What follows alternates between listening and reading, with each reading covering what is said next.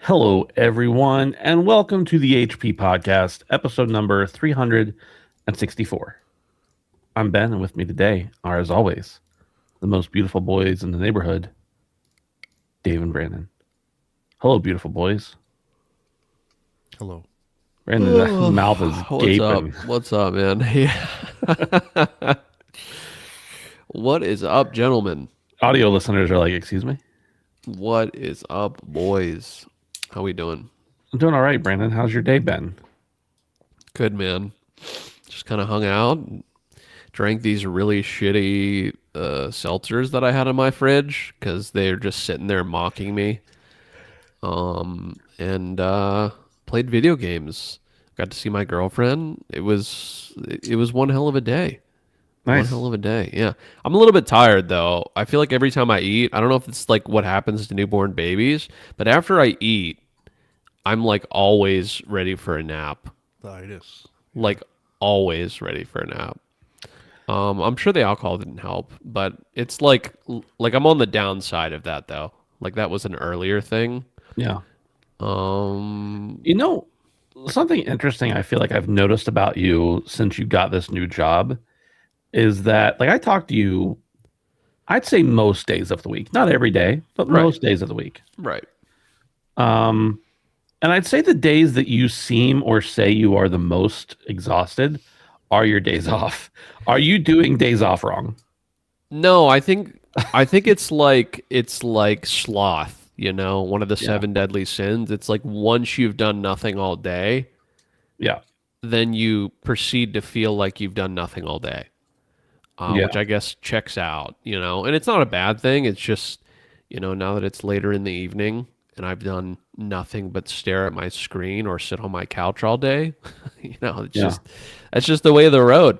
And there's nothing wrong with it. It just means I'll sleep well tonight. But that's an astute observation, Ben, and not incorrect. I think it just came to me. Like I wasn't sitting around thinking about it, but like just now I was like, you know, he's always most tired on Wednesdays and after he's had like 2 days off. Yeah.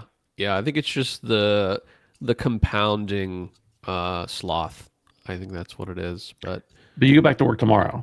I do. So no more sloth. Back to the grind. So I'll just be tired in a different way, physically exhausted this time. But yeah, dude, it's been good. Wonderful days off. So I'm doing well. Davey, you have not had the day off that I know of. Maybe you have. But you have been sick this week.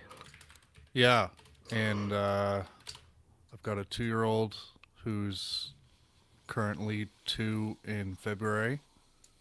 Like, I mean, she's a 2-year-old in the month of February, which means that there's just disease running rampant. So ear infection is what we're dealing with this week. But oh boy. Yeah, so has that passed on to you as well? No. I mean, ear infections aren't contagious, I guess. No, it's I'm learning a lot about this shit. I'm an expert on croup cough from last week, and now ear infections I'm an expert on. But yeah, so that's just kind of running through our house right now, and it's a lot of fun. But I actually wanted to ask you guys something. And Brandon, you mentioned seltzers. Mm-hmm. I had an argument with some friends last week, and I thought you guys might have some good feedback on this. But it was about the best beer. Mm-hmm. And it's not like the best brand of beer or style of beer, but it's the best situational beer. And this discussion comes up amongst males a lot. And the airport beer is usually one of the and there's no disputing the airport beer is a great beer. I can assign faults to it, such as it's usually $20. Right. But because you're on the start of a vacation, usually when you're at an airport having a beer, or it's socially acceptable to have it at 8 a.m. Right. The airport beer, it's good.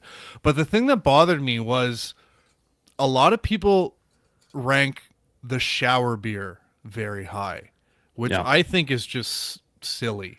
I've never done that. Yeah. So I mean, try it. Don't knock it till you try it. But I've tried an airport beer, or sorry, a shower beer. I'm not gonna hide that fact. But it's weird because it gets watery and it's steamy in a shower, so it gets really warm. But like, all of my buddies were like, it's up there, and I'm just like, no, like, a hot tub beer in the winter that is a better version of a shower beer. But shower beer is just it's not good. I would maybe broaden that a little bit, Dave. I would say any beer that's around any sort of significant source of warmth, whether that be a grill, whether that be a campfire, or whether that be a hot tub. I think a nice relaxing warmth accompanied by your beer of choice, regardless of whether that source of warmth is. Right. You're kind of warming the internals as well as the externals. I feel like that is maybe the lap of luxury. That would be where I would put my vote for the best beer. Okay. I feel like when I'm in the shower, I'm trying to accomplish a goal and leave. Like, I don't want to take that time and spend any longer there than I have to. Like, if I was going to decide between a shower beer and showering quickly and going and sitting on the couch and drinking a beer, I would much rather go sit on drink it on the couch. And also, when I'm in the shower, I'm typically using my hands to wash my body. Right. So, like, when am I going to take a break from the task at hand in order to drink a beer that I would prefer to have somewhere else? Wait, anyway, a couple things. Do you not use your washcloth? I didn't say only my hands. Okay. All right. Does your washcloth operate with your Neuralink? Like, what are you doing over there? You just said use your hands to wash. Okay, I'm just double checking that. And second of all, I am more of a shower Pinot Noir guy than a shower beer guy. No, I'm just kidding. But I tend to agree with Ben. Aside from the fact that the shower is an incredibly enjoyable experience, I don't wish to get it done as quickly as possible.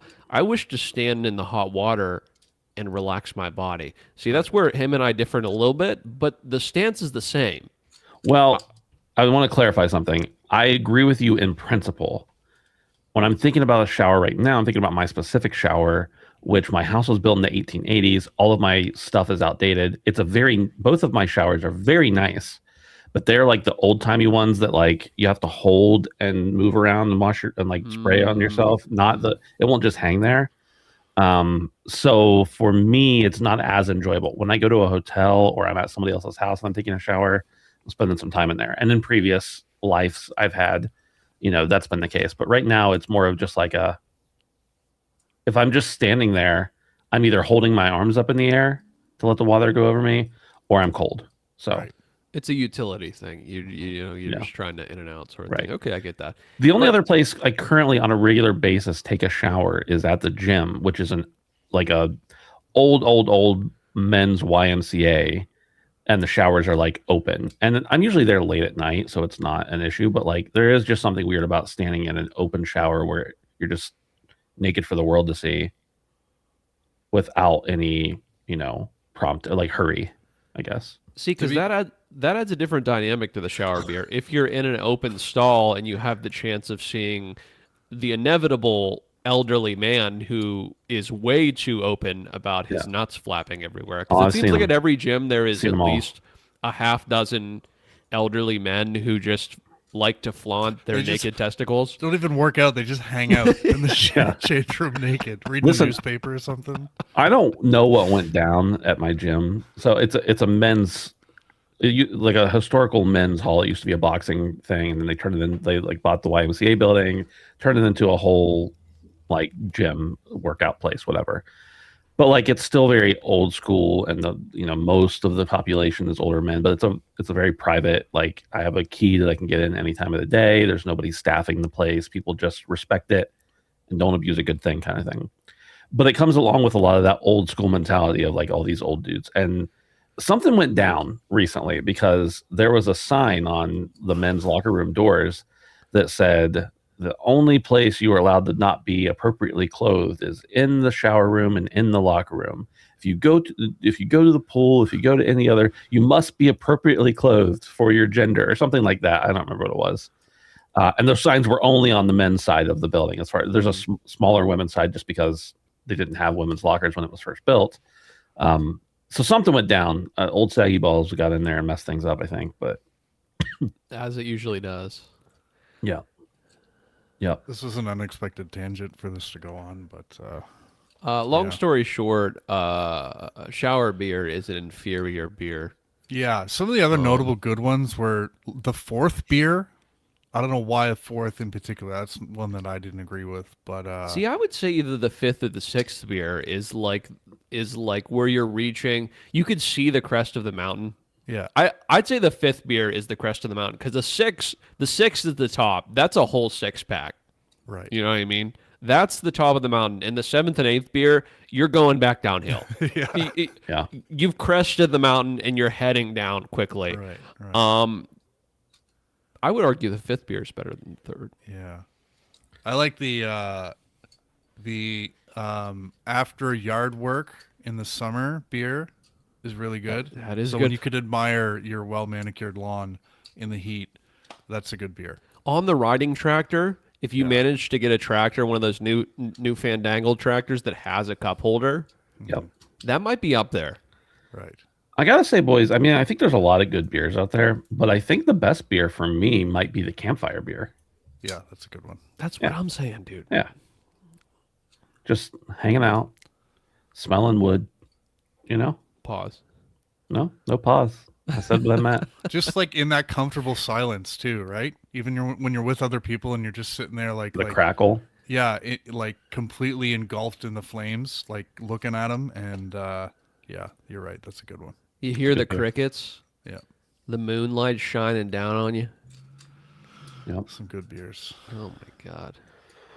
Well, this is the HP podcast where we talk about video games and the best beers, the best places, times, ways to drink a beer. We didn't even talk about ways to drink a beer. That's a different conversation for another show. But if you want to help support us, you can go over to patreon.com/handsomephantom and sign up for the Patreon. For as little as $1 a month, you get every week's episode ad-free and early on audio feeds, and you also help support the boys. If you want to hang out with us and you're too cheap to afford $1 a week or $1 a month, we understand. Some of us are too, I don't sign up for every Patreon I see. I get it. But you can hang out with us at handsomephantom.com/discord. We appreciate it. Small announcement time. Due to a variety of factors, we won't be here next week. So sorry, but also deal with it. Actually, there is a small chance I won't be here the week after, but very small. I'll be in touch. I'll let you guys know, but I don't know. That doesn't necessarily mean the show's canceled. It just means I might not be here. So, it just occurred to me. Anyway, you guys want to talk about some more beer? Yeah. Why don't we just switch this to a beer podcast? To be honest, when Dave was pitching that earlier, I thought he was asking what the best overall beer is, like for any situation, and I had already started concocting. The perfect beer, and I think I have an answer for it because it's like highbrow enough that it can pass for a nice event, or it can be like a fancier thing that you get out. This is an already existing beer? Yes, of course. Okay.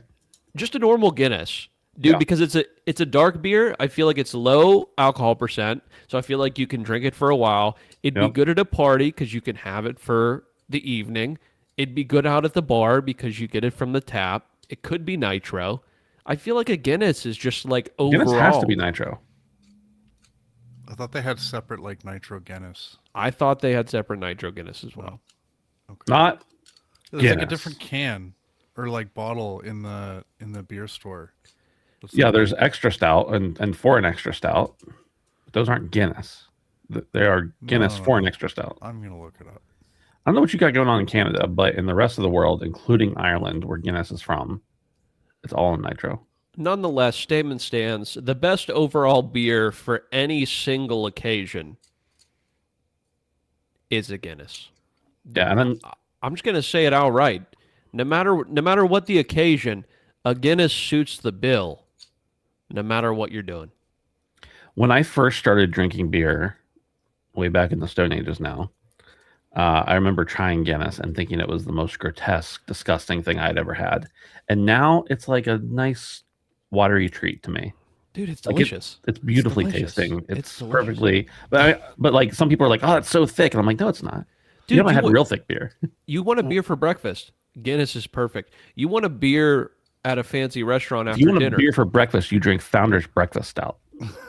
When I was younger, I wanted people to think I was cool, so I brought Guinness in tall cans to a party, but I didn't know what the widget inside was, so I was panicking, thinking something was in my beer. That's amazing, Dave. Yeah. I love that. Did you try and fish it out? I did. It ruined the whole party.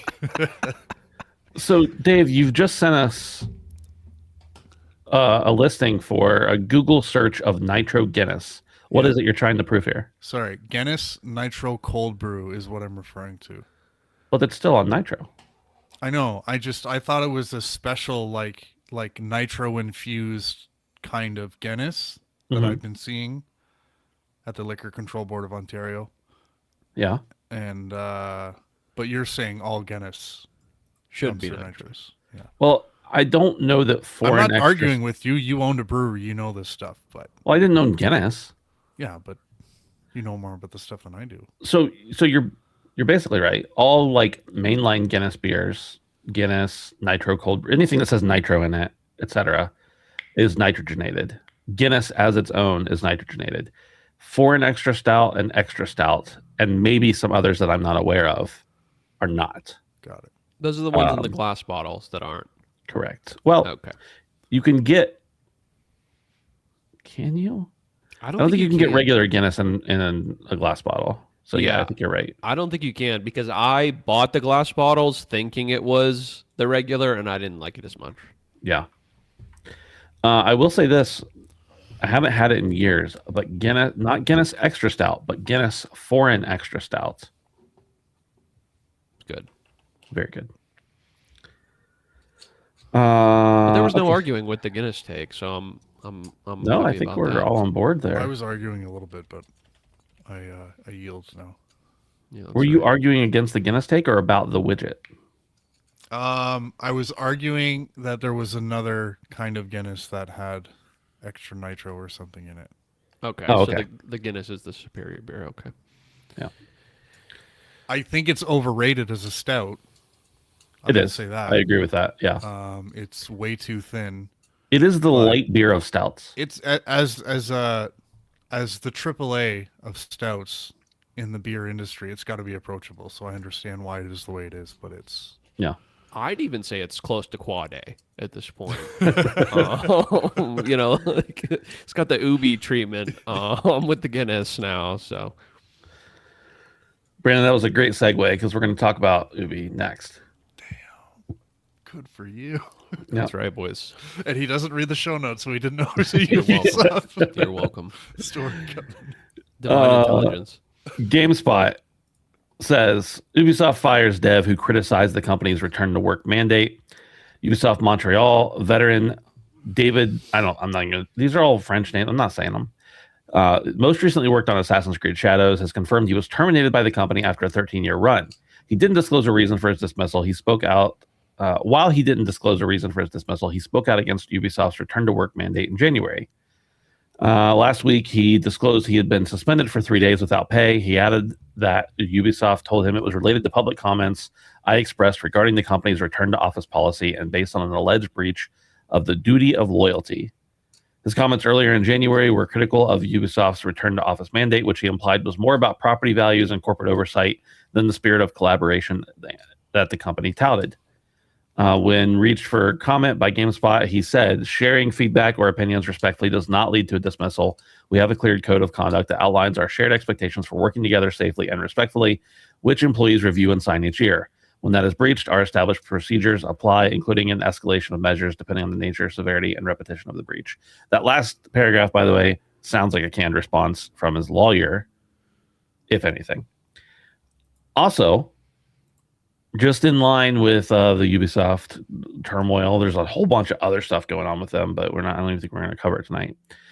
Game developers, I don't even know what the website's called. Yeah, gamedeveloper.com says Ubisoft union representatives call for resignation of CEO Yves Guillemot.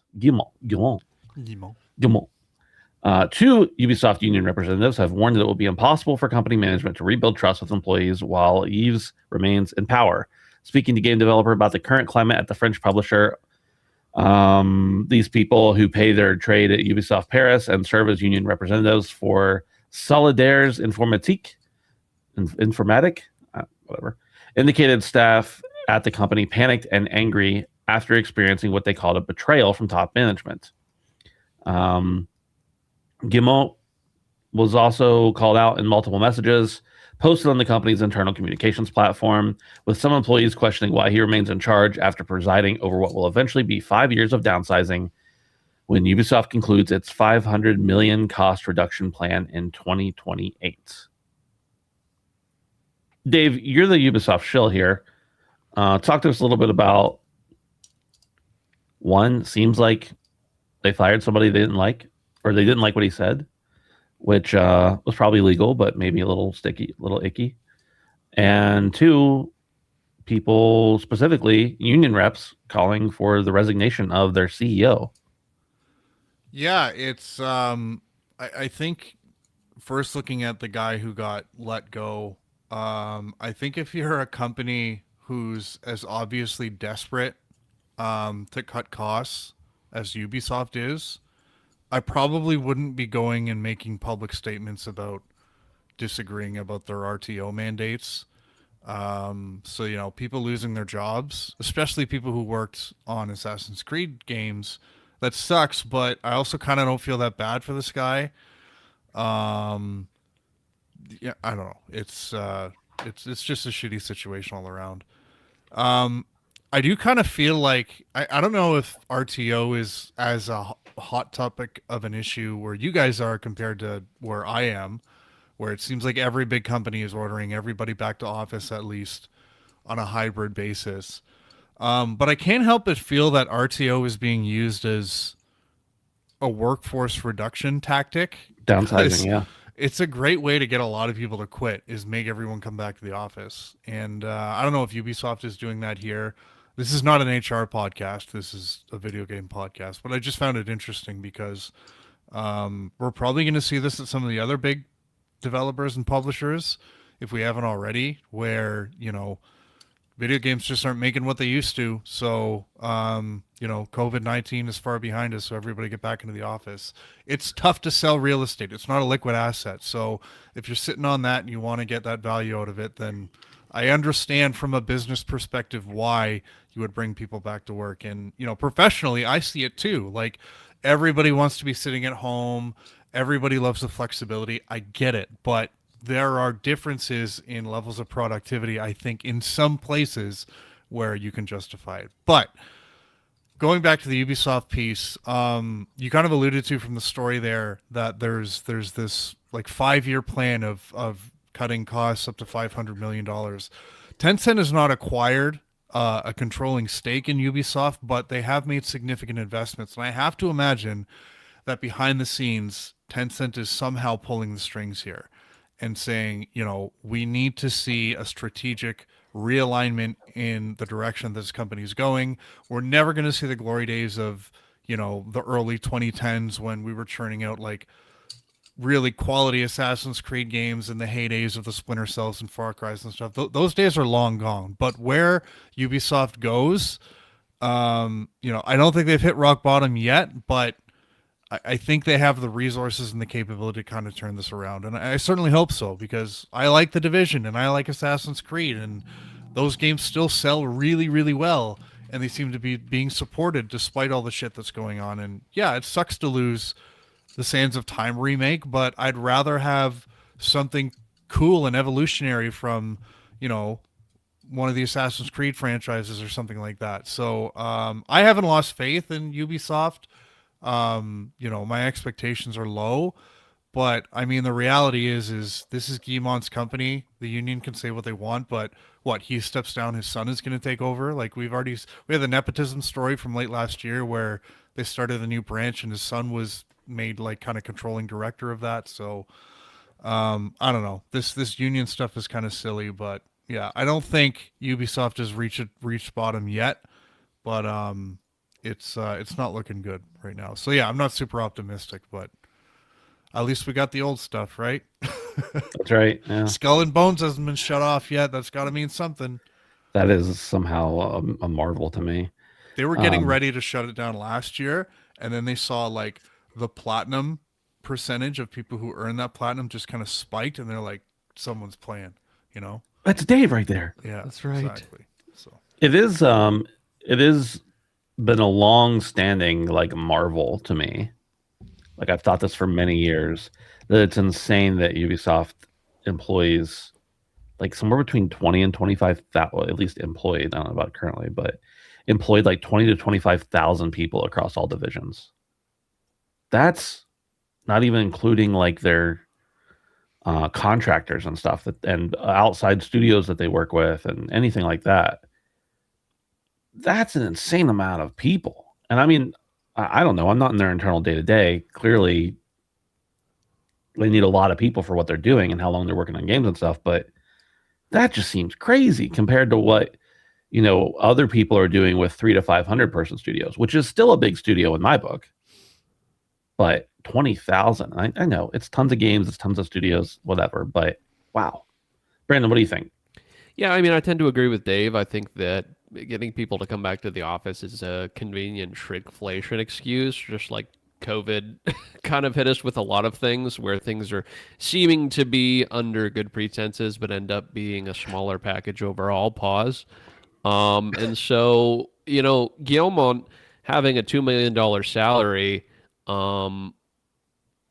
is no spare change. I mean, it's not an insane amount of money, but after everything, I'm sure they're trying to save money on the top any way they can. And Ben brings up a good point with the size of the workforce here. I mean, with the, let's say, per head cost of this company as a whole to the quality of game, it's in the shitter. To understand how they put out such lackluster product with such a large amount of workforce really doesn't check out numbers wise. And you can't even look at the outliers like games that have incredibly small studios and do incredibly well. You have to look at the middle of the pack ones that are just doing fine and have way less workforce. So yeah, I mean, Ubisoft clearly has a lot of struggle ahead of it. This is another rocky scenario in their long downward swing in the past couple of years.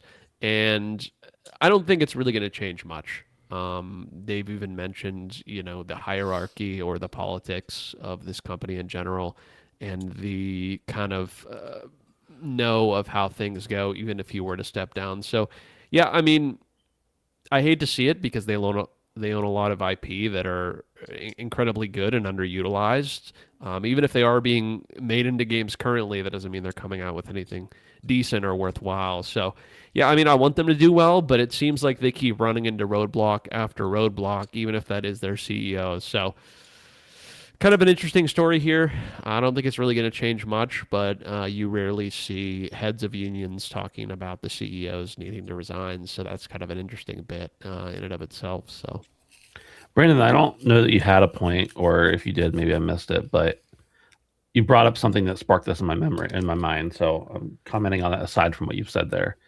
You mentioned his salary of about $2 million. Of course, that includes, stocks and everything, which change based on the value of the company. And that was after a 30% cut because the brand Ubisoft was doing bad. I don't know that that's after a 30% cut. I think he just one of the years received 30% less voluntarily.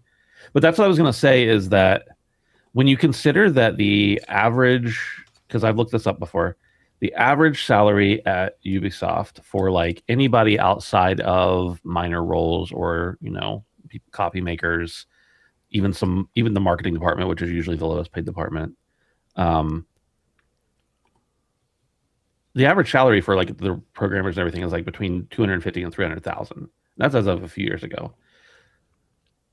Is $2 million still a lot more than that? It's 10 times more than that, sure, and that's including stocks. But the thing that of all the bad things I've ever heard about Yves Guillemot, I have to say it 3 different ways every time. Is like that I've never thought like, wow, he makes way too much money for who he is. Like you talk about Bobby Kotick, I'm like, yeah, he makes way too much money. Regardless of how much money his company makes, he's making too significantly higher. But like you're the guy in charge of 20,000 people at the top, you probably deserve the money. But the fact that, and maybe it was because he had to, maybe it was because he was willing to, I don't know. When he took a pay cut a few years ago, at least, that's like the one thing about him I've ever heard where I'm like, oh, okay. Yeah. Everything else has been bad. Every other time you hear his name, it's bad. Yeah. But yeah. No, I tend to agree with you. I think that there are a lot more larger variations of CEOs making abhorrent amounts a lot worse of offenders. money.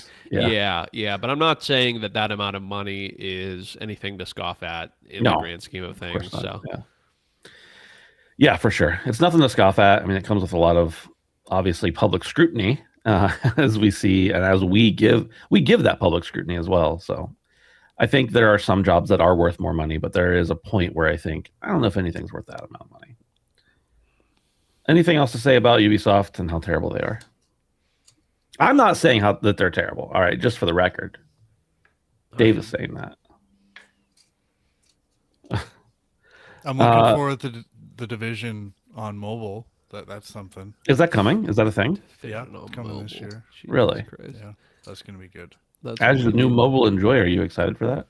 I am. Nice. Yeah, I love me some Division. That game is like gone on strong too, the Division 2. I do like the Division 2. I haven't played it since like right around launch, but thought it was good. Arc Raiders ripped off its what was it called? DMZ? The Dark Zone. That's it. Yeah. True. So True. Yeah.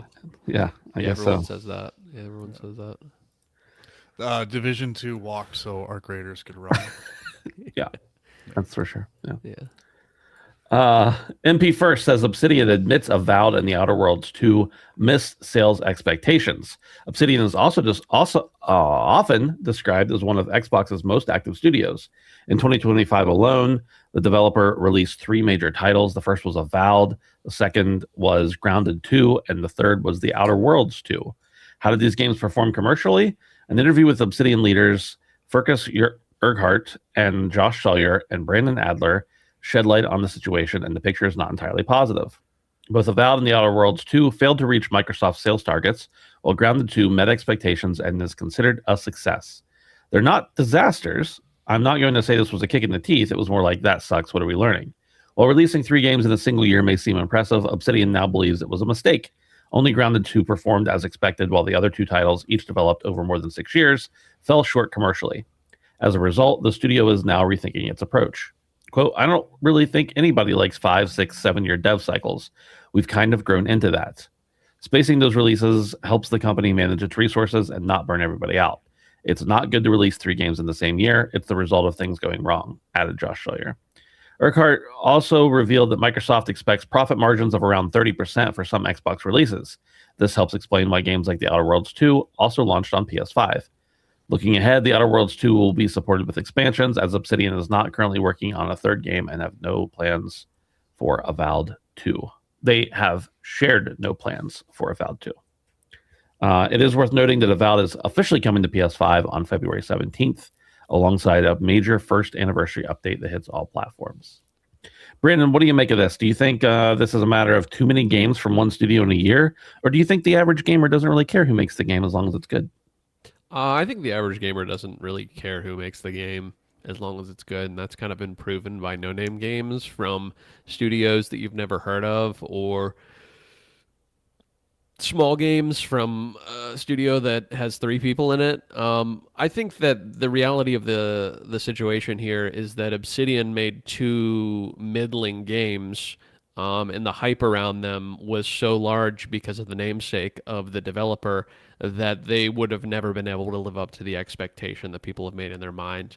I think that releasing 2 middling games or 3 middling games this close to each other has also kind of saturated their own market and their own name.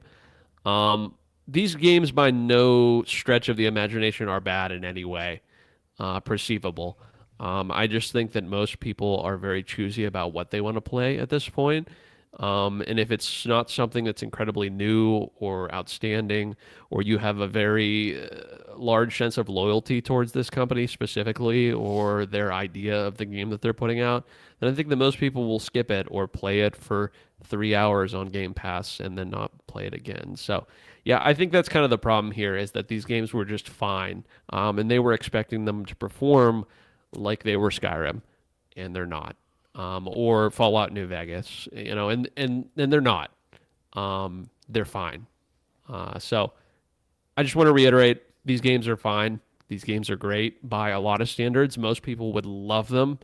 But I think that sometimes expectations kind of supersede reality with some of these studios that kind of have a very honored past and spend a lot of time on things. They want the numbers to be massive, and that's not always how it works out, at least not anymore.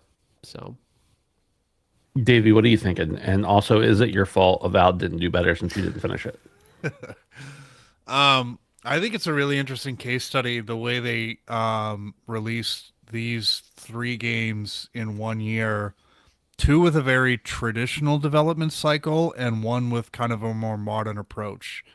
And that last one being, oh my God, what was Grounded? Grounded 2, a game with probably a shorter development cycle, launched in early access, smaller price tag, constant updates, versus the other 2, which were longer development cycles, had kind of a big bang launch. And putting those 3 games out in 1 year, I do think is a little bit ambitious. I don't necessarily agree with the sentiment that Outer Worlds 2 and Avowed's release in the same year I don't think there was anything cannibalistic going on there. And the quality of both games seemed to not be the issue and cause them to kind of have missed sales targets. So I don't really think there was any development kind of interference, but I think despite the fact that over the last several years, gamers have definitely voted with their wallets and spoken up and said, yes, we still want single player experiences that are narrative driven. So I think there are room for these types of games, but you're still having to compete with that multiplayer focused live service stuff. So, going back to my original thought, I don't think they cannibalized each other, because Avowed came out early last year and Outer Worlds 2 came out late in the summer. So I don't necessarily there was enough space between them, but I still think that they're very similar games. And considering what you had to compete with last year, and the out of nowhere success that was Expedition 33, and then Arc Raiders, and some of the other things, those things really affected. They were kind of like the black holes of 2025 if you weren't those games. And I think those affected Avowed and Outer Worlds 2 more than we probably think, especially from like a Game Pass perspective, which is what both games kind of relied on. So I don't know. I do think that Avowed has a chance at, I'll say, like a Sea of Thieves scale renaissance when it releases on PS5 in a couple weeks. And I really hope that Microsoft and Obsidian put a little bit more marketing effort into it, because this is a fantastic game and it has a market on Sony's console. And we saw the amount of money that they dumped into Outer Worlds marketing with the Ben Schwartz ads, but I don't know. It's I doubt Obsidian will take this approach again, but I really hope people play Avowed when it comes out on PlayStation, because it's such a good game. And yeah, it's a little bit dated in its design and approach to kind of being an RPG, but it's focused and it's funny and it's interesting and it's bright. And it's, I remember that game first got announced and people were like, this is Obsidian's like sort of fuck you to Bethesda, in making a game that's going to be better than what Bethesda's putting out these days when it comes to an RPG. And then we got Starfield, and I don't know. It's sad to see that this kind of missed the mark, but it seems like Obsidian is positioning themselves to learn from it and hopefully give Avowed a second chance, because I think it deserves it. But yeah, I don't know. You got to be careful with these games these days. They can succeed, but you've got big boys that you're competing with, even without the unexpected ones that I mentioned. So I think it's Avowed is really interesting because by all accounts it was a decent game, and I played a little bit of it and enjoyed it, but it wasn't something I wanted to stick with. A lot of people, and this isn't just picking on you and me, Dave, but a lot of people I heard said, oh, I tried it out and didn't stick with it. I think that's probably part of the Game Pass thing rather than the actual game itself. But the people who were looking forward to it the most because they were Obsidian fans of old Obsidian and because they were excited to see something, they were all disappointed. And it kind of reminded me of that expectations are the thief of joy saying, that like people wanted it to be a game that it wasn't, and they couldn't evaluate it based on the game that it was, which by all accounts, like I said, and Brandon said, was a fine game, but it didn't blow anybody out of the water. So that kind of stinks. And then The Outer Worlds 2 being a sequel to a very popular game is wild that it didn't do well. I think their costs and their margins they needed to hit were just simply too high for it to actually satisfy their sales numbers. The first game didn't do that well either. Did it not? I mean, it's beloved, but I guess I don't know about its sales statistics. There's always a risk with a sequel, right? And a lot of them just kind of drop the number entirely because it's a huge barrier. But I always screw this up, but Avowed is in the Pillars of Eternity universe. Yeah. Do you think there's a because they it was narratively in that universe? Do you think they missed an opportunity to more closely tie it to that franchise? I don't know. Do you think the game would have sold better if they called it Avowed Pillars of Eternity or something? Do you know what I'm trying to say? I think you probably would have caught some people, but Pillars of Eternity is also not unknown, but old enough. I want to say, I guess, unknown as well because the modern audience isn't as familiar. Right.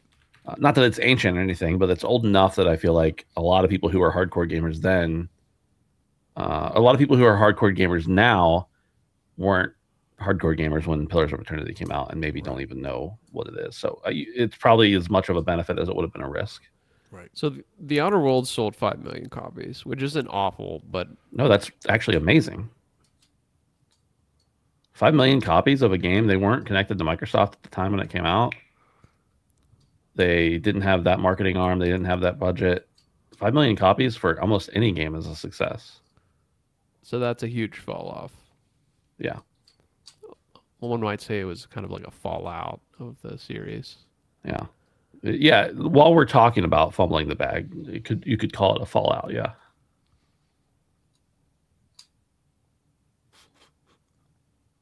So do you have a point? Just walking back my statement. Oh, okay. Yeah, I think we see a lot of first-party games like, Gears of War and God of War and other games that initials are GOW. Like we see those sales numbers, 20 million for Spider-Man and this and that, but like those are the freak anomalies. A 5 million sales game is a huge success. Those are the initial numbers. That's not including the long tail and all the money they're going to make through catalog over the years, because it's on sale now for $4.99. And guess what? If 100,000 people still buy your game a year at $4.99, you're still making a ton of money. So those initial, usually first month numbers we get are what we really base the success of a game on. But even if it sold 5 million in a year at like an average of $40 or something, still a phenomenal success in my opinion. But it all depends on how you manage the budget and if it's bloated and the resources are too high and everything. And I imagine their team was a little bigger for Outer Worlds 2 than it was for the first one. Especially if they got the influx from the first one. Correct. Yeah. Moving on. Nintendo, according to IGN, Nintendo has acknowledged Switch 2 sales have been slightly weaker than expected outside Japan. Nintendo has discussed the fact that Switch 2 hardware sales were lower than expected outside Japan toward the end of 2025. Speaking to shareholders this week, Nintendo president acknowledged that overseas sales were slightly weaker than our expectations, something that had previously been reported and discussed with IGN by analysts, though not stated out loud, by the company itself. Still, an investor meeting following the release of this week's latest financial earnings, Nintendo shareholders repeatedly questioned the company on its Western sales shortfall, even as the Switch 2 overperforms within its homeland of Japan. While our forecasted global hardware and software sales volume remains unchanged, the breakdown by region and product is based on different assumptions from the revised forecast announced at the time of our second quarter financial results announcement. Furthermore, as you understand, domestic hardware sales volume exceeded our expectations, while overseas sales were slightly weaker than our expectations. Sales figures collated by the game business last month showed the U.S. Switch 2 sales over the holiday period were down around 35% versus the Switch 1's holiday sales performance back in 2017. In the UK, a similar comparison saw Switch 2 lagging Switch 1 by 16%. Even in Nintendo's homeland of Japan, Switch 2 holiday sales couldn't match Switch 1 and were down by 5.5% over the year's final 9 weeks. In France, 2025's final tally of Switch 2 sales was down over 30% versus the amount Switch 1 notched up back in 2017. While these numbers may take some of the shine off a successful first year for Switch 2 overall, it's not doom and gloom. Switch 2 lifetime sales in Japan are still above what Switch 1 managed in its first whole year, with less time on sale. And in the UK, Switch 1 continued to sell well enough that it made up Switch 2's holiday sales deficit. Asked for more detail on why hardware sales in Japan were doing better than expected, Furukawa has now highlighted the release of 2 games in particular that resonated with the country's audience: Pokemon Legends ZA and Kirby Air Riders. Dave, a few weeks ago, you were all blah, blah, blah, Switch 2 sucks, nobody's buying it. And I know that's the only reason you included this in the notes here. Go ahead. What do you want to say? So to reiterate the point I was trying to make is I don't think there's much significant about hearing that the Switch 2 is selling well in its first 6 months in Japan. That's obvious. There's early adopters, and there's going to be a lot in Japan. Was I right? Yeah. But I also said that I would be more interested to see that second year of sales or the sales into the second calendar year. So show me, the first 2 quarters of next year, and that will really show. I'm wondering what they're saying behind closed doors at Nintendo, because the price is a lot and everybody is broke in 2025 and 2026. It's kind of a shitty year to launch a console, but I mean, you plan these things years and years in advance, so you can't really just delay on this until, the global economy gets better. You just got to pull the trigger.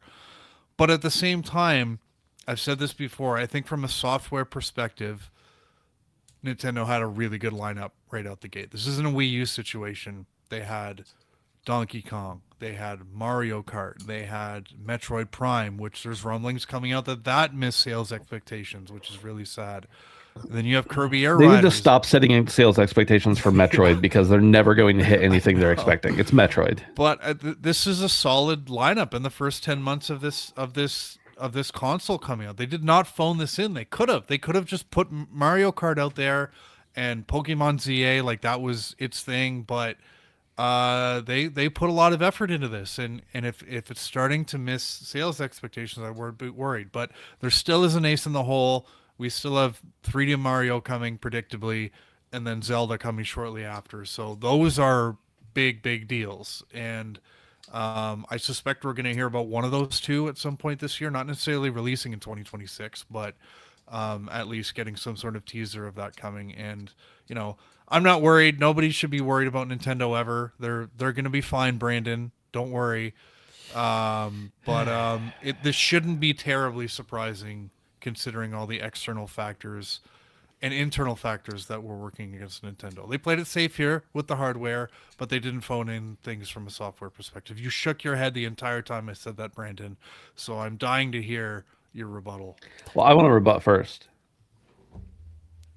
And it's not really a rebuttal. It's more of there are some other factors to consider. One, they did say that the uptick in Japan sales made up for the decrease in other sales. Mm-hmm. I'm really interested in how that actually works, because if they were down as much in other countries as they said they were, I don't think there are enough citizens of Japan to make up that difference, but maybe I'm wrong. And then the other thing is, I think there is something to take into account. I don't know how much this actually impacts it. Switch 1 came out in March with a Zelda game, which we know is going to sell huge, and then shortly after a Mario game. March is also when a lot of people get their tax returns in the US, at least. It's a huge month for spending. February and March both are big months for spending, especially after the normal January drought of spending after the holidays and everything. This one came out in June, so while it is the same amount of time, it's not an equivalent amount of time to what spending trends are, at least in the United States, which is their biggest market and most people's biggest market. So I think it's not an exact apples to apples comparison, but I do think that the fact that they're down significantly in many countries, not just in the US, and that they're up technically in Japan is really weird. Like, it feels like it should be down all over the place or not at all. It feels like it should be up all over the place or not at all. And it feels like I would expect them to be slightly lower, but this is a lot lower. So, Brandon, go ahead and rip Dave a new one now. Yeah, I mean, I would completely disagree with that. I think that part of the reason that Switch 2 is doing so bad is because the software is incredibly weak. I think that Mario Kart added a lot of really uninteresting things to a new iterative thing that you could just play Mario Kart 8 and it would be essentially the same game, but with all the shitty new features out of it. But how does it sell? It doesn't make... I'm making an overall judgment about the entire software and why it's selling less. Is what we're working with here, Brandon. No. Listen, because we're not taking a snapshot of any individual game. We're taking a snapshot of all the software available. Period. Okay. So are. That's not what Dave and I were doing. But if you want to have a different conversation, go for it.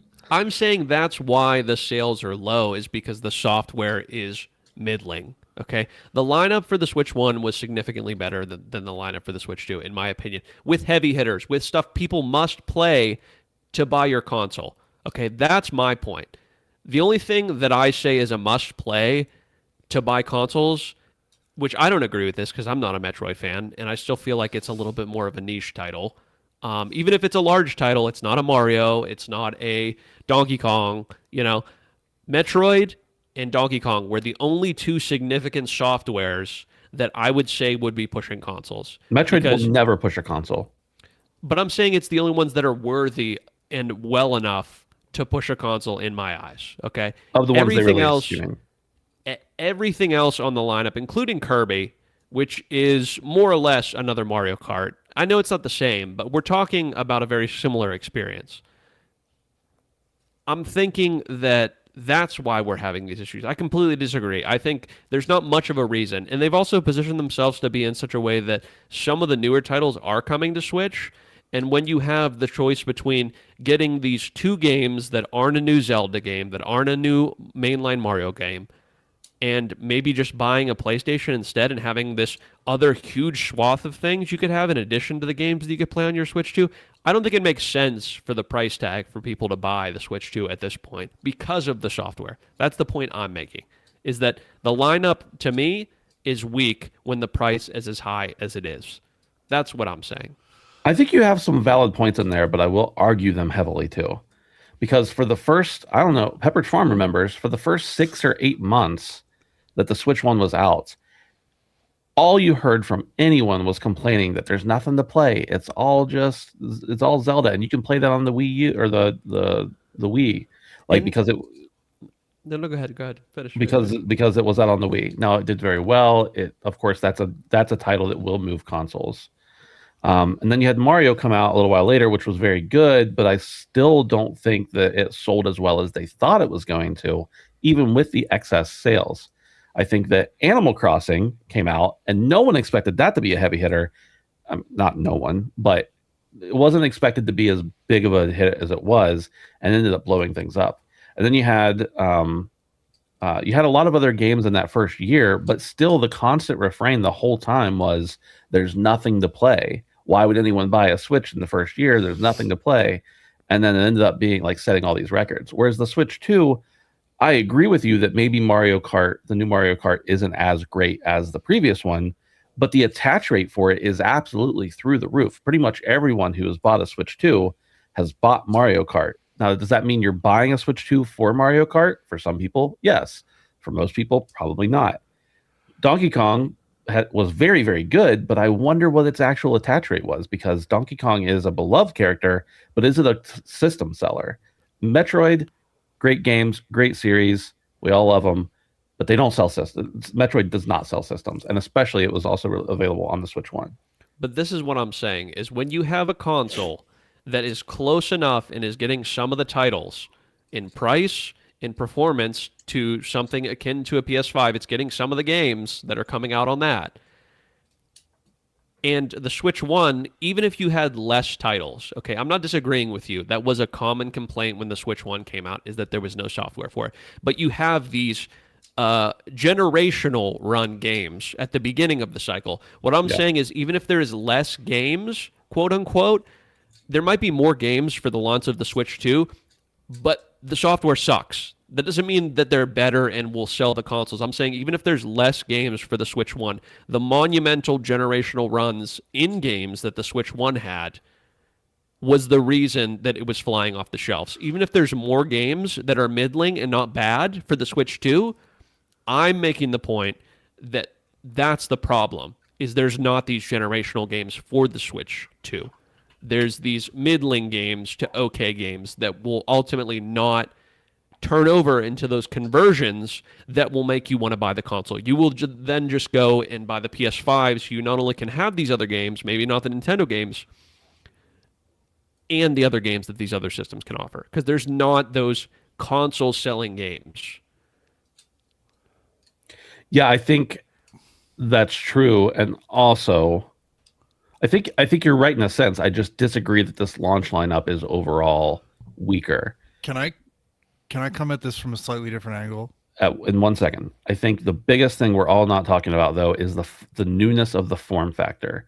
And at the time, nobody had a hybrid console, and Nintendo did it. And that hybrid console, as this article even mentions, is still making up the difference in some countries between sales expectations for the Switch 2 and the actual money they need to make, because they're still selling enough Switch 1s, and I think it was France or something, to make up that difference, which is insane. Go ahead, Dave. So to maybe theorize another reason why the console isn't selling that well, I would love to see the targets versus actuals for that stupid little camera. Because one of the reasons I think that maybe the Switch 2 is missing the mark in a lot of regions is because the way they positioned why it's new, what's new about it. And they put a lot of stock in the whole social capabilities of, the Switch 2, and, you can stream with your friends and have the little camera and the little, you can see people playing Mario Kart that you're playing against and stuff. And I don't know that really resonated with gamers, casual, hardcore, wherever. And I think how many of those cameras they sold would be a good indication of that. And I think that can't be understated in, we all remember how confused we were by the Wii U. I think there might be a little bit more of that in play here than we think. At the end of the day, I think Nintendo is still very well positioned, but did they fumble this launch a little bit, considering how good the software lineup was? In my opinion, both first party and third party. A lot of people were waiting for the Switch version of Cyberpunk to play it there, and we've got it now. Yeah, I remember hearing a lot of people talk about how they were waiting for big time. Yeah. And so I do kind of wonder like how much of the new features people were seeing, and like everybody looked at the mouse thing and that was clearly a gimmick, right? Like who's actually using that as a feature? So I say they played it safe from a hardware perspective, and I think some of the new stuff they tried to push out there is why you should make this upgrade. Definitely missed. So I think some of that is playing in here as well, because that's really important. Like what's new about this? What's cool? What's sexy? You know, and we're about to talk about that in the next story, but I think that's playing a bigger part here than we think. I think it's also interesting that like if you look at the sales rate for instance, Mario Kart World. Mario Kart World, I think, has sold like over 15 million copies now in its first 6 months. I think it was the data. Mario Kart 8 Deluxe to date, and this is after 9 years, has sold 70 million. I don't know what the first year sales of it were, but Mario Kart 8 Deluxe is very obviously the better game, but it hasn't stopped people from buying the new Mario Kart. Was my point.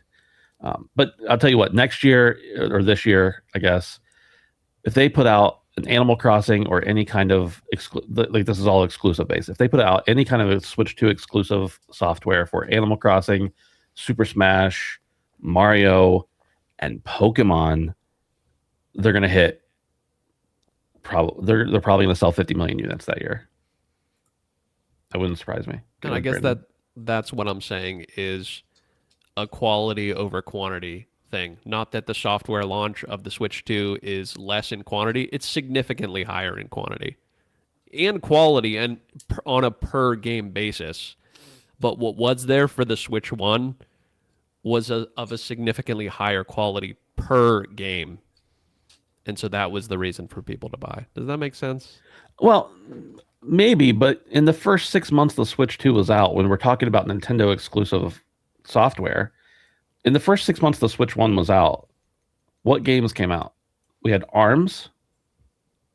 Can't forget that banger. We had Zelda, but that wasn't Switch exclusive, but it was brand new to a new audience that could play it handheld. And that's what I'm saying. Generational. Yeah, go ahead. Yeah, generational, absolutely. And we had Mario. Also, you could consider generational. Yeah. So that's the point I'm making, is that the quantity is through the roof, and the exclusive quality, not the quantity. Yeah, I just also think that there are games, we don't have any of those franchises necessarily, but we have Mario Kart, I guess. I mean, I really do think that Donkey Kong is another generational game.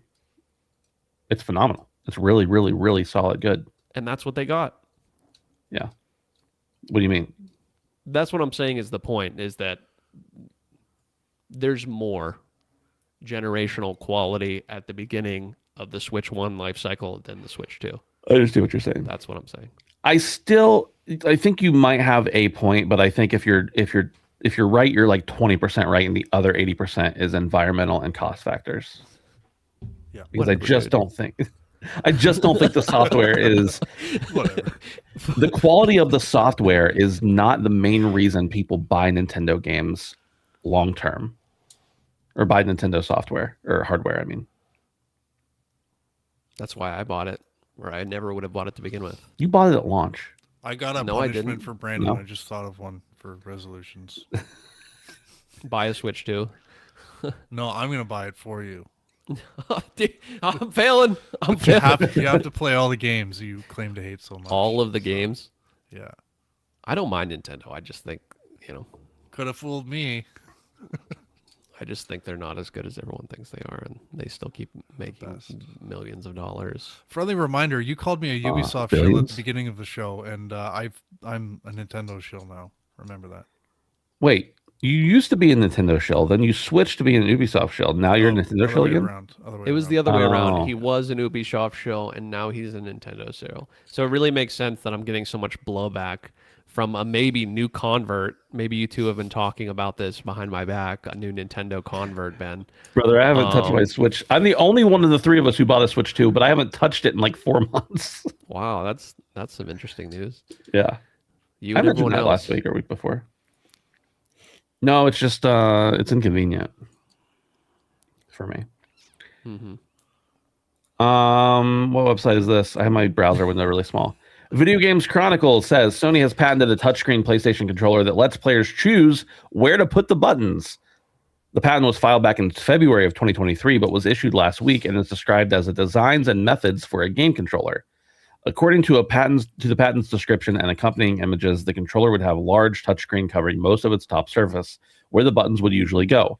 The idea is that players would be able to customize where the D-pad, sticks, or action buttons should be positioned on the controller to best suit their personal taste, accessibility needs, or what best suits each specific game.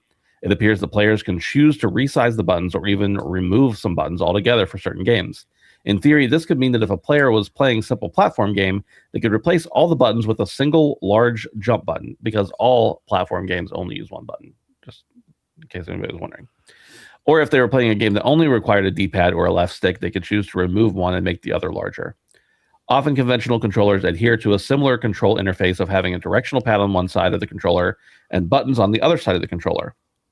One of the drawbacks of existing designs may be the fixed configuration. By way of example, a fixed layout may be too small or too large for a user.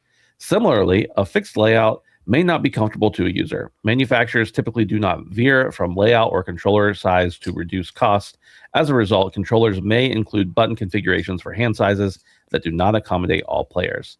There exists a desire for game controllers to allow for different configurations and accommodate hand sizes without having to customize or manufacture controller size.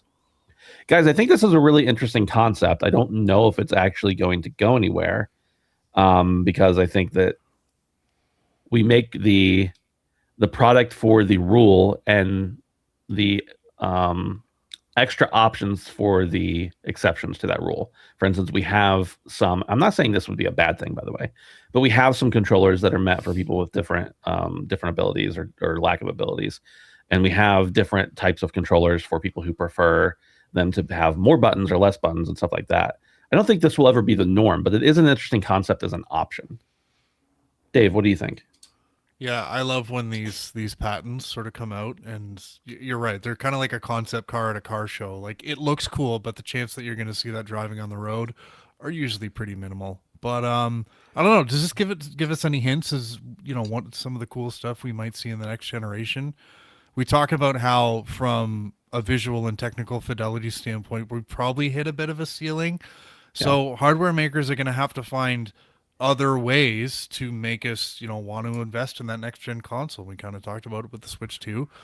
And the PS5. Don't you remember the first thing they revealed for it was the controller, and that was like their main marketing message. Yeah, and you know what's the DualSense? Like, they just made it cool. They enhanced a lot of stuff. They didn't try to force evolutions with gimmicky shit like 3D gaming or motion controls or stuff like that, but just put something in front of me that uses the latest technology and doesn't necessarily try and reinvent the wheel, but looks fucking cool. And the idea of like a touchscreen controller, I think about like a mobile phone, but obviously where the screen that you're playing on isn't in your hands. And I'm thinking about like what cool new things they can do to make me want to invest in that.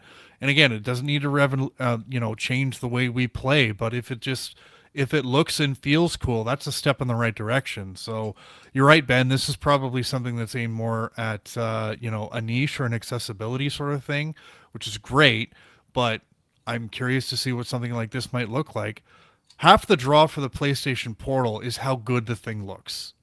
Doesn't do anything crazy, uses some cool technology in terms of streaming games, but form factor is important. So if it looks cool and it looks sexy and it looks sleek, that's, people will pay for that, and I would. So curious to see where stuff like this goes. But yeah, I love when these patents kind of leak out and we sort of get that weird little like wireframe glimpse at what might be coming or might not. Yeah. So yeah. Brandon, how do you feel about a touchscreen controller? I think when viewed through the lens of accessibility, this is a fantastic idea. I think that viewed through any other lens conceivable to the average gamer, this is an absolute nightmare. I can't imagine anything worse than trying to fumble around with a non-tactile button in stressful moments of trying to achieve something important in a video game. I think that the idea of this is probably much more interesting than what would actually play out in reality. Uh, I think that conceptually it's a very neat idea, but everything that's ever been proven to me about playing video games knows that when I push a physical button, it's supposed to do something, and not having that sensation might be strange, even with the new adaptation of like the Force Touch on iPhone, where it puts a Haptic little feedback. vibration, where Yeah. it kind of, gives you some feedback. I kind of see maybe that being worked into it a little bit. But nonetheless, I hope this is not a future that we live in. Have you ever got into a brand new car, a brand fucking new car, and all you want to do is turn on the heat?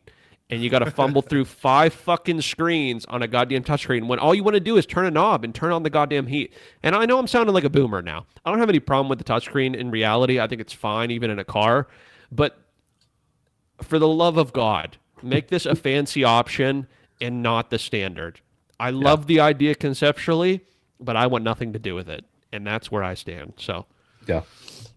I'm on board with you there. I mean, I'd probably get one just because I like new shiny things. Let's just be real about it here. But would I actually want to use it on a regular basis? I mean, maybe it could be really great, but seems unlikely that it would be. Man, do you just think about all the complaints and like all the we're gonna get it all dirty whenever they came out with like white controllers? Oh, it's gonna be filthy. Well, first of all, wash your hands. I don't know how hard that is, but actually, a touchscreen controller would get very dirty.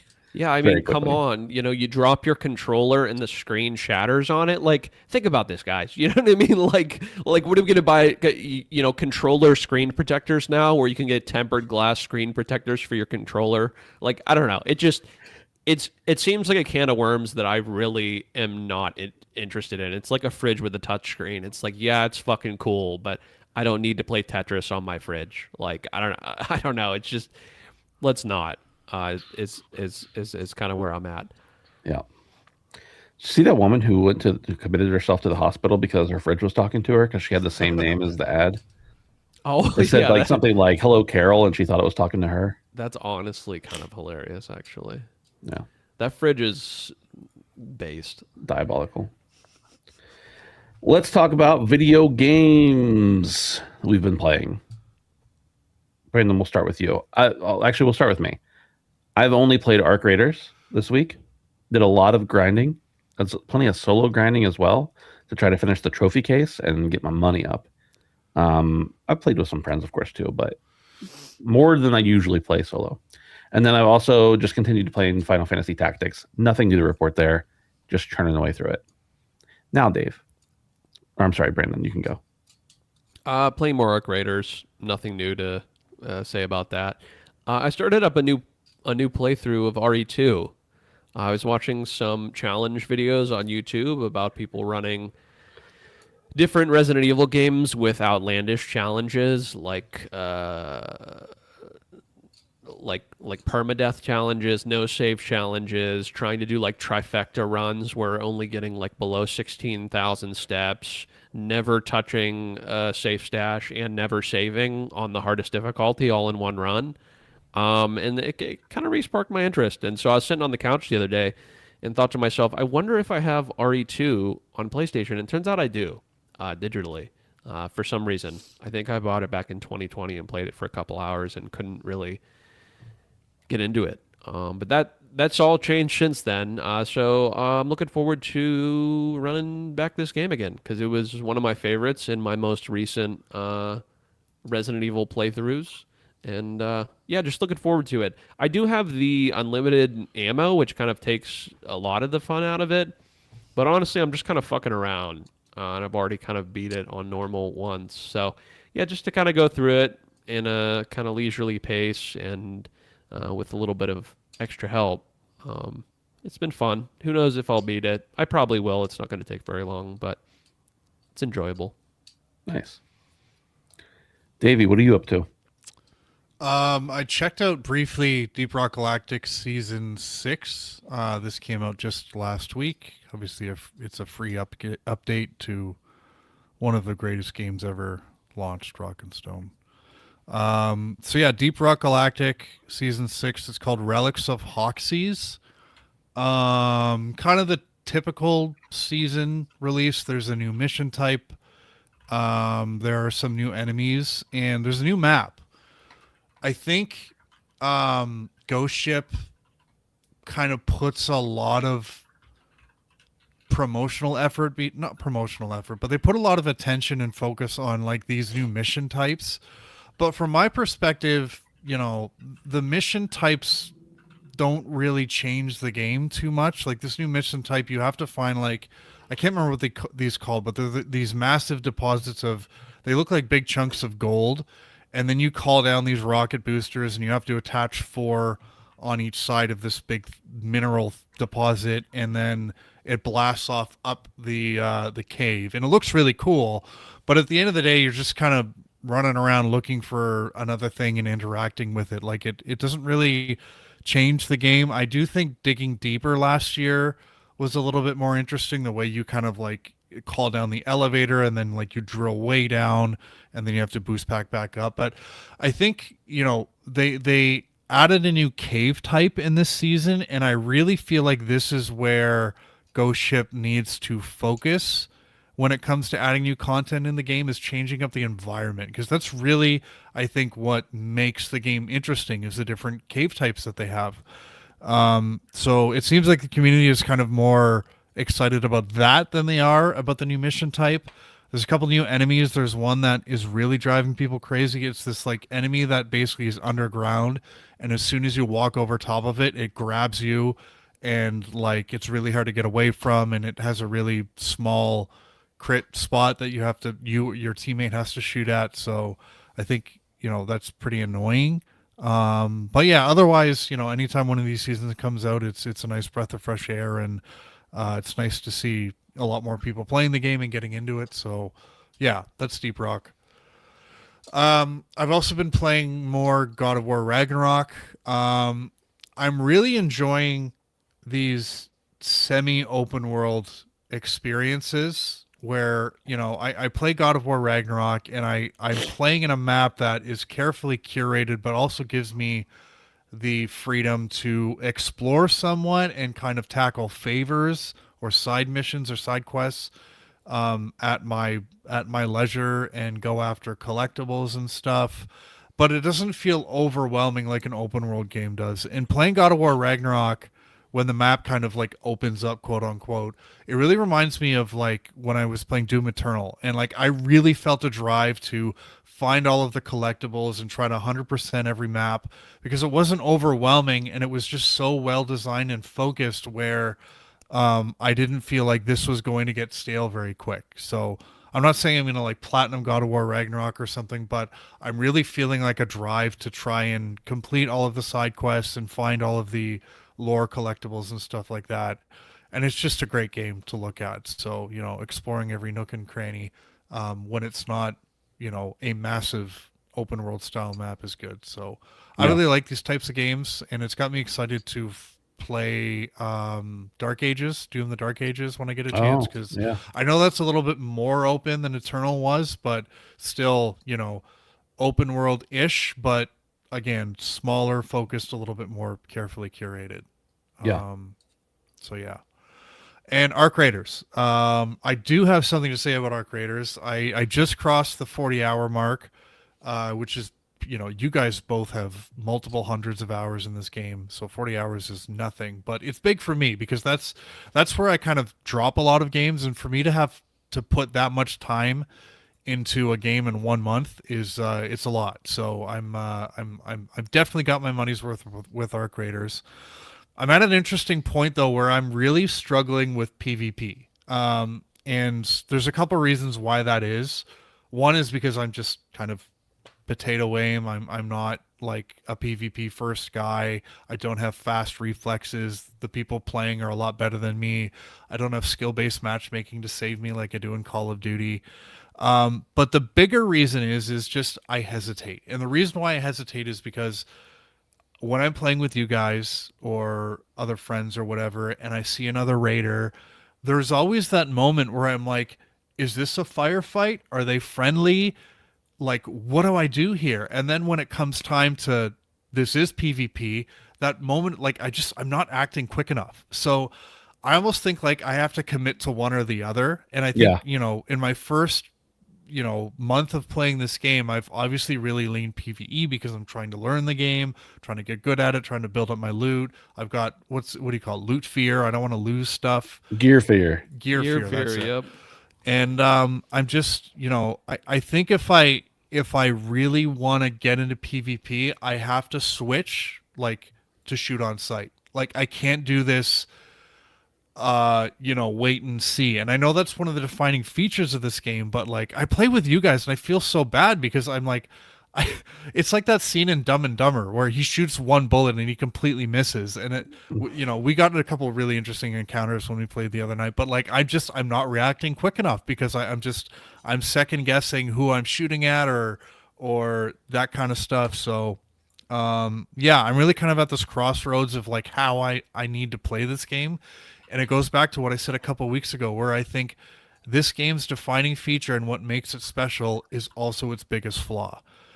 I don't know if you can have both PvP and PvE. You got to have one or the other. And again, it's what makes it great, but it's also what I've struggled with the most. And again, I'm only, a small percentage of the way in. Like I think I'm going to play this game for a long, long time, but it's kind of what I'm going through right now. So, yeah, I get it. Sometimes I'm confused and I'm the one leading the charge. So it's funny. I think it's normal. So that one encounter, so I'll just kind of summary of what was unique the other night is we were playing trios. The three of us were playing. We ran into another group and they were friendly and they talked to us and stuff. They were looting one room. We went off into another room. Suddenly the friendly group that we just met started a firefight with another group that like jumped them. So we like went to the encounter and there were just people shooting everywhere. And we knew there was a friendly team there, but we didn't know who was who. And after all was said and done, the three of us were left standing and both of the other teams were dead. And Ben, you said something. You said, I didn't know who was who, so I just started shooting everybody. I didn't shoot anything because I didn't want to shoot the wrong person. And I'm an idiot because like, we would have just downed the friendly guys if we did that accidentally. We could have revived them. But it was that moment of hesitation where I'm like, I don't know what to do, so I just froze. Yeah. And I have to get over that if I'm to kind of figure this game out, So yeah, I get it. I think probably I not that you've never played multiplayer games, but that's not your primary focus. So I think some of that does just come with like repetition. But some of it also comes with just being a complete savage. You just have to be evil sometimes. And that's the thing, because some of the best experiences I've had in this game, whether it be solo duos or with you guys, is when you run into a cool group of people. Right. And like you just chat and you drop a blueprint, or he says, oh, go look over here, or do you want to run with me, or something like that. So it's like, if I really want to lean to the PvP, do I have to give that up? Do you know what I mean? So I don't know. Yeah.